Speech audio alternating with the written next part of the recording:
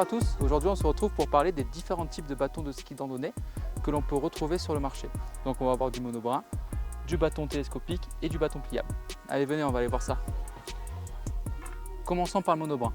On va être sur une structure simple, légère et robuste. Ensuite nous avons le système télescopique qui va être un petit peu plus lourd avec deux systèmes de clippage pour régler en hauteur.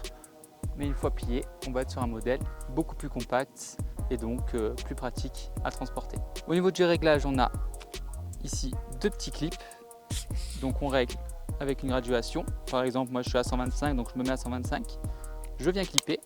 Une fois que j'ai mis 125 sur le premier brin, je dois absolument venir mettre 125 sur le deuxième. D'accord? Si je mets 125 ici, je mets 125 ici, et là mon bâton est bien réglé. Et pour finir, on va avoir les systèmes à brin comme celui-ci qui vont être encore plus légers et extrêmement compacts. Une fois plié, on va avoir un bâton comme celui-ci. Donc cette fois-ci, il suffit juste de le laisser tomber comme ceci. On déplie le fast lock qui est là, on le règle à sa taille. Donc toujours 125 pour moi, je le clip. Et une fois qu'il est clippé, j'attrape ici le petit tube, hop, et je viens ici clipper le petit système ici qui verrouille le bâton. Donc là voilà, je suis prêt à partir.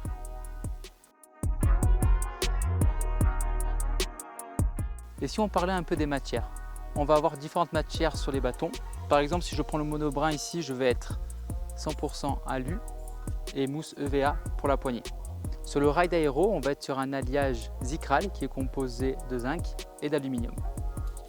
Et enfin, sur le modèle à brin, on va être sur une composition carbone plus Zicral.